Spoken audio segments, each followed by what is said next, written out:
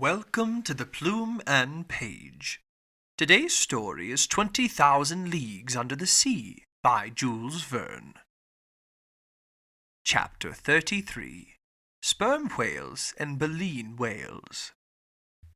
During the night of March 13 through 14, the Nautilus resumed its southward heading. Once it was abreast of Cape Horn, I thought it would strike west of the Cape, make for Pacific seas, and complete its tour of the world. It did nothing of the sort, and kept moving toward the southernmost regions. So where was it bound? The pole? That was insanity. I was beginning to think that the captain's recklessness more than justified Ned Land's worst fears. For a good while the Canadian had said nothing more to me about his escape plans. He had become less sociable, almost sullen. I could see how heavily this protracted imprisonment was weighing on him. I could feel the anger building in him. Whenever he encountered the captain, his eyes would flicker with dark fire, and I was in constant dread that his natural vehemence would cause him to do something rash. That day, March 14, he and Conseil managed to find me in my stateroom. I asked them the purpose of their visit. "To put a simple question to you, sir." The Canadian answered me. "Go on, Ned." "How many men do you think are on board the Nautilus?" "I'm unable to say, my friend." "It seems to me," Ned Land went on, "that it wouldn't take much of a crew to run a ship like this one." "Correct," I replied. "Under existing conditions, some 10 men at most should be enough to operate it." "All right," the Canadian said. "Then why should there be any more than that?" "Why?" I answered. I stared at Ned Land, whose motives were easy to guess. "Because," I said, "if I can trust my hunches, if I truly understand the captain's way of life, his Nautilus isn't simply a ship. It's meant to be a refuge for people like its commander, people who have severed all ties with the shore." "Perhaps," Conseil said, "but in a nutshell, the Nautilus can hold only a certain number of men, so couldn't Master estimate their maximum?" "How, Conseil?" "By calculating it. Master is familiar with the ship's capacity, hence the amount of air it contains. On the other hand, Master knows how much the air each man consumes in the act of breathing, and he can compare his data with the fact that the Nautilus must rise to the surface every 24 hours. Conseil didn't finish his sentence, but I could easily see what he was driving at. "I follow you," I said, "but while they're simple to do, such calculations can give only a very uncertain figure." "No problem," the Canadian went on insistently. "Then here's how to calculate it," I replied. "In 1 hour, each man consumes the oxygen contained in 100 liters of air. Hence, during 24 hours, the oxygen contained in 2,400 liters. Therefore, we must look for the multiple of 2,400 liters of air that gives us the amount found in the Nautilus." "Precisely," Conseil said. "Now then," I went on, "the Nautilus's capacity is 1,500 metric tons, and that a ton of air is 1,000 liters, so the Nautilus holds 1,500,000 liters of air, which, divided by 2,400, I did a quick pencil calculation, gives us the quotient of 625, which is tantamount to saying that the air contained in the Nautilus would be exactly enough for 625 men over 24 hours. 625, Ned repeated. "But rest assured," I added, "that between passengers, seamen, or officers we don't total 1/10 of that figure." "Which is still too many for 3 men," Conseil muttered.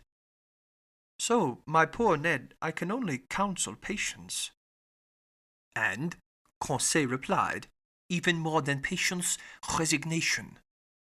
Conseil had said the true word. "Even so," he went on, "Captain Nemo can't go south forever. He'll surely have to stop, if only at the Ice Bank, and he'll return to the seas of civilization. Then it will be time to resume Ned Land's plans." The Canadian shook his head, passed his hand over his brow, made no reply, and left us. "With Master's permission, I'll make an observation to him," Conseil then told me. Our poor Ned broods about all the things he can't have. He's haunted by his former life. He seems to miss everything that's denied us. He's obsessed by his old memories, and it's breaking his heart. We must understand him. What does he have to occupy him here? Nothing. He isn't a scientist like Master, and he doesn't share our enthusiasm for the sea's wonders. He would risk anything just to enter a tavern in his own country. To be sure, the monotony of life on board must have seemed unbearable to the Canadian, who was accustomed to freedom and activity. It was a rare event that could excite him. That day, however, a development occurred that reminded him of his happy years as a harpooner. Near 11 o'clock in the morning, while on the surface of the ocean, the Nautilus fell in with a herd of baleen whales. This encounter didn't surprise me, because I knew these animals were being hunted so relentlessly that they took refuge in the ocean basins of the high latitudes. In the maritime world, and in the realm of geographic exploration, whales have played a major role. This is the animal that first dragged the Basques in its wake, then Asturian Spaniards, Englishmen, and Dutchmen, emboldening them against the ocean's perils, and leading them to the ends of the earth. Baleen whales like to frequent the southernmost and northernmost seas. Old legends even claim that these cetaceans led fishermen to within a mere 7 leagues of the North Pole. Although this feat is fictitious, it will someday come true, because it's likely that by hunting whales in the Arctic or Antarctic regions, man will finally reach this unknown spot on the globe. We were seated on the platform next to a tranquil sea. The month of March, since it's the equivalent of October in these latitudes, was giving us some fine autumn days. It was the Canadian, on this topic, he was never mistaken, who sighted a baleen whale on the eastern horizon. If you looked carefully, you could see its blackish back alternately rise and fall above the waves 5 miles from the Nautilus. "Wow!" Ned Land exclaimed. "If I were on board a whaler, there's an encounter that would be great fun. That's one big animal. Look how high its blowholes are spouting all that air and steam. Damnation! Why am I chained to this hunk of sheet iron?" "Why, Ned," I replied, "you still aren't over your old fishing urges? How could a whale fisherman forget his old trade, sir? Who could ever get tired of such exciting hunting?" "You've never fished these seas, Ned?" "Never, sir. Just the northernmost seas, equally in the Bering Strait and the Davis Strait." "So the southern right whale is still unknown to you. Until now it's the bowhead whale you've hunted. And it won't risk going past the warm waters of the equator." "Oh, Professor, what are you feeding me?" The Canadian answered in a tolerably skeptical tone. "I'm feeding you the facts." "By thunder! In 65, just 2.5 years ago, to whom you speak, I myself stepped onto the carcass of a whale near Greenland, and its flank still carried the marked harpoon of a whaling ship from the Bering Sea. Now I ask you, after it had been wounded west of America, how could this animal be killed in the east, unless it had cleared the equator and doubled Cape Horn or the Cape of Good Hope?" "I agree with our friend Ned," Conseil said, "and I'm waiting to hear how Master will reply to him." "Master will reply, my friends, that baleen whales are localized, according to species, within certain seas that they never leave. And if one of these animals went from the Bering Strait to the Davis Strait, it's quite simply because there's some passageway from the one sea to the other, either along the coasts of Canada or Siberia." "You expect us to fall for that?" the Canadian asked, tipping me a wink. "If Master says so," Conseil replied. "Which means," the Canadian went on, "since I've never fished these waterways, I don't know the whales that frequent them?" "That's what I've been telling you, Ned." "All the more reason to get to know them," Conseil answered. "Look! Look!" the Canadian exclaimed, his voice full of excitement. "It's approaching! It's coming toward us! It's thumbing its nose at me! It knows I can't do a blessed thing to it!" Ned stamped his foot, brandishing an imaginary harpoon. His hands positively trembled. "These cetaceans?" he asked. Are they as big as the ones in the northernmost seas? Pretty nearly, Ned. Because I've seen big baleen whales, sir. Whales measuring up to 100 feet long. I've even heard that those rockwool whales off the Aleutian Islands sometimes get over 150 feet. That strikes me as exaggerated, I replied. Those animals are only members of the genus Balænoptera, furnished with dorsal fins, and like sperm whales, they're generally smaller than the bowhead whale. Oh, exclaimed the Canadian, whose eyes hadn't left the ocean. It's getting closer. It's coming into the Nautilus's waters. Then, going on with his conversation, you talk about sperm whales, he said, as if they were little beasts. But there are stories of gigantic sperm whales. They're shrewd cetaceans. I hear that some will cover themselves with algae and fucus plants. People mistake them for islets. They pitch camp on top, make themselves at home, light a fire, build houses, Conseil said. Yes, funny man, Ned Land replied. Then one fine day the animal dives and drags all its occupants down into the depths.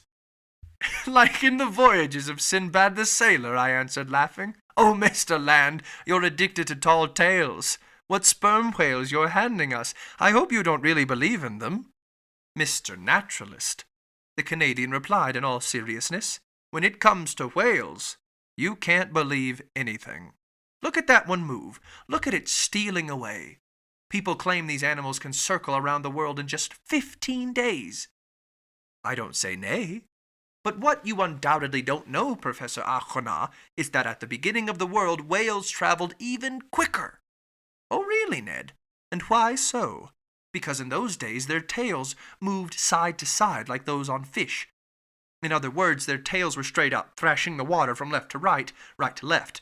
But spotting that they swam too fast, our Creator twisted their tails, and ever since they've been thrashing the waves up and down at the expense of their speed. Fine, Ned, I said, then resurrected one of the Canadian's expressions. You expect us to fall for that? Not too terribly, Ned Land replied, and no more than if I told you there are whales that are 300 feet long and weigh 1,000,000 pounds.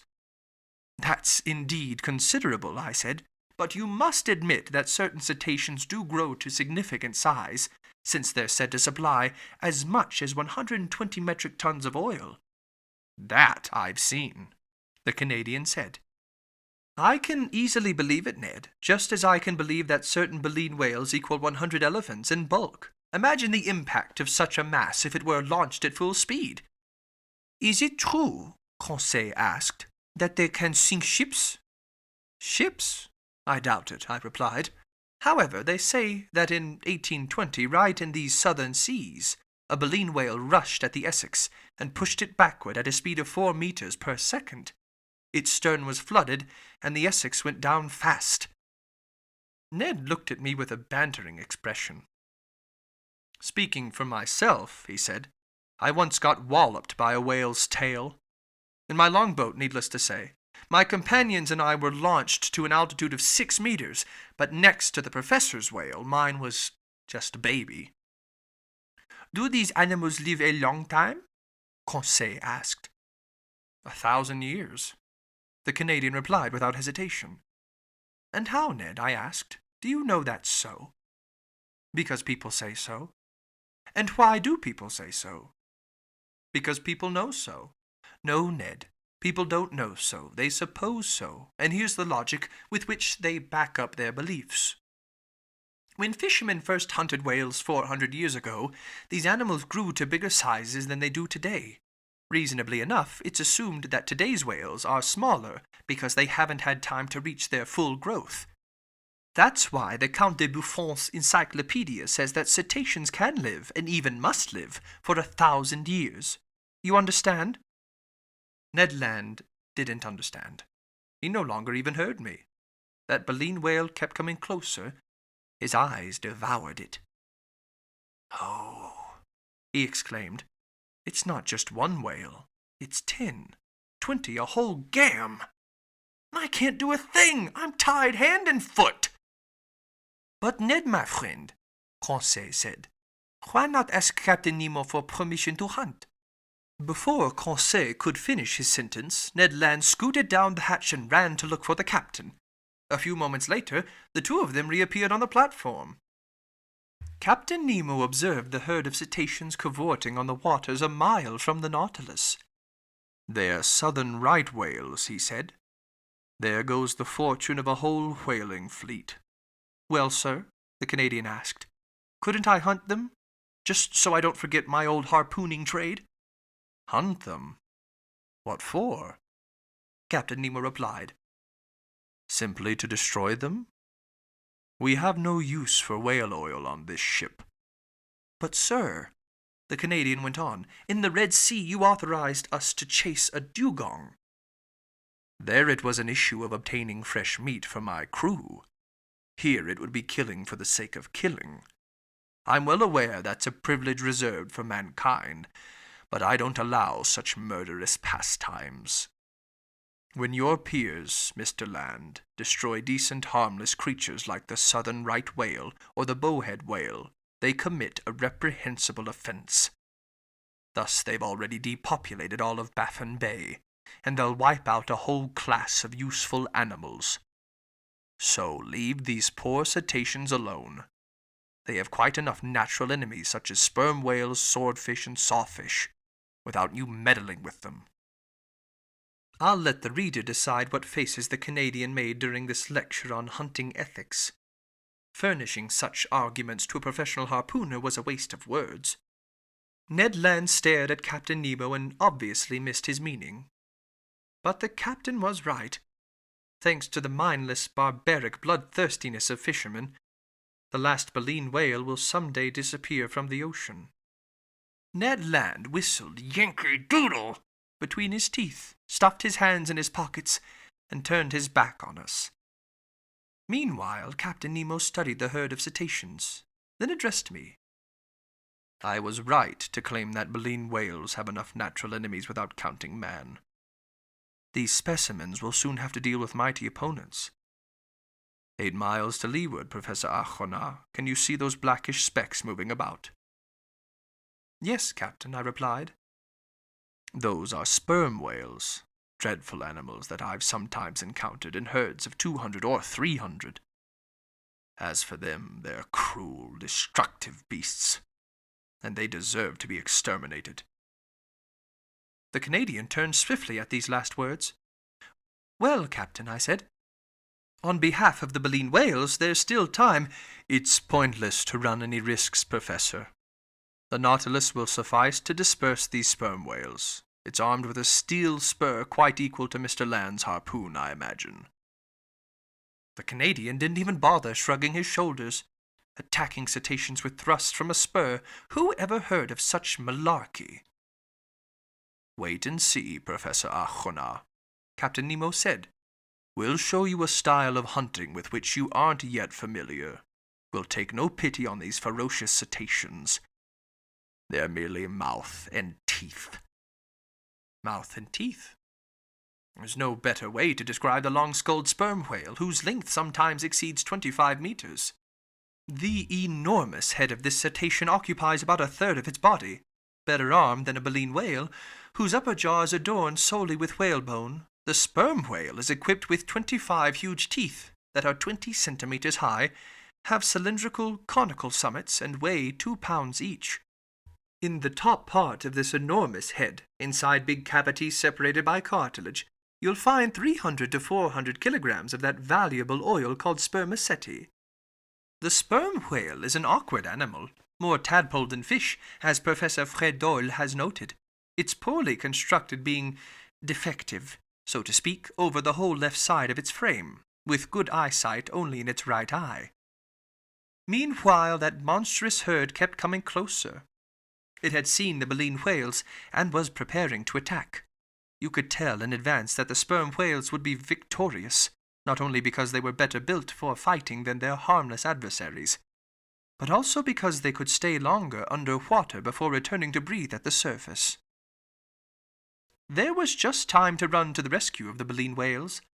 The Nautilus proceeded to mid-water. Conseil, Ned, and I sat in front of the lounge windows. Captain Nemo made his way to the helmsman's side to operate his submersible as an engine of destruction. Soon I felt the beats of our propeller getting faster, and we picked up speed. The battle between sperm whales and baleen whales had already begun when the Nautilus arrived. It maneuvered to cut into the herd of long-skulled predators. At first the latter showed little concern at the sight of this new monster meddling in the battle, but they soon had to sidestep its thrusts. What a struggle! Ned Land quickly grew enthusiastic and even ended up applauding. Brandished in its captain's hands, the Nautilus was simply a fearsome harpoon. He hurled it at those fleshly masses and ran them clean through, leaving behind two squirming animal halves. As for those daunting strokes of the tail hitting our sides, the ship never felt them, no more than the collisions it caused. One sperm whale exterminated, it ran at another, tacked on the spot so as not to miss its prey, went ahead or astern, obeyed its rudder, dived when the cetacean sank to deeper strata, rose with it when it returned to the surface, struck it head-on or slantwise, hacked at it or tore it, and from every direction and at any speed skewered it with its dreadful spur. What bloodshed! What a hubbub on the surface of the waves! What sharp hisses and snorts, unique to those frightened animals! Their tails churned the normally peaceful strata into actual billows. This Homeric slaughter dragged on for an hour, and the long-skulled predators couldn't get away. Several times 10 or 12 of them teamed up trying to crush the Nautilus with their sheer mass. Through the windows you could see their enormous mouths paved with teeth. Their fearsome eyes, losing all self-control, Ned Land hurled threats and insults at them. You could feel them clinging to the submersible like hounds atop a wild boar in the underbrush. But by forcing the pace of its propeller, the Nautilus carried them off, dragged them under, or brought them back to the upper level of the waters, untroubled by their enormous weight or their powerful grip. Finally, this mass of sperm whales thinned out. The waves grew tranquil again. I felt us rising to the surface of the ocean. The hatch opened, and we rushed onto the platform. The sea was covered with mutilated corpses. A fearsome explosion couldn't have slashed, torn, or shredded these fleshly masses with greater violence. We were floating in the midst of gigantic bodies, bluish on the back, whitish on the belly, and all deformed by enormous protuberances. A few frightened sperm whales were fleeing toward the horizon. The waves were dyed red over an area of several miles, and the Nautilus was floating in the middle of a sea of blood. Captain Nemo rejoined us. "Well, Mr. Land," he said. "Well, sir," replied the Canadian, whose enthusiasm had subsided. "It's a dreadful sight for sure, but I'm a hunter, not a butcher, and this is plain butchery." "It was a slaughter of destructive animals," the captain replied, "and the Nautilus is no butcher knife." "I prefer my harpoon," the Canadian answered. "To each his own," the captain replied, staring intently at Ned Land. I was in dread the latter would give way to some violent outburst that might have had deplorable consequences. But his anger was diverted by the sight of a baleen whale that the Nautilus had pulled alongside of just then. This animal had been unable to escape the teeth of those sperm whales. I recognized the southern right whale, its head squat, its body dark all over. Anatomically, it's distinguished from the white whale and the black right whale by the fusion of its 7 cervical vertebrae, and it numbers 2 more ribs than its relatives. Floating on its side, its belly riddled with bites, the poor cetacean was dead. Still hanging from the tip of its mutilated fin was a little baby whale that it had been unable to rescue from the slaughter. Its open mouth let water flow through its whalebone like a murmuring surf. Captain Nemo guided the Nautilus next to the animal's corpse.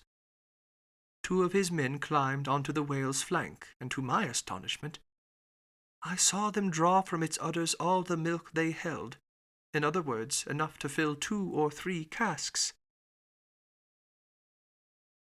The captain offered me a cup of the still warm milk. I couldn't help showing my distaste for such a beverage. He assured me that this milk was excellent, no different from cow's milk. I sampled it and agreed.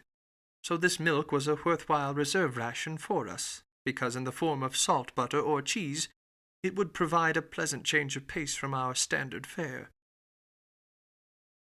From that day on, I noted with some uneasiness that Ned Land's attitudes toward Captain Nemo grew worse and worse, and I decided to keep a close watch on the Canadian's movements and activities.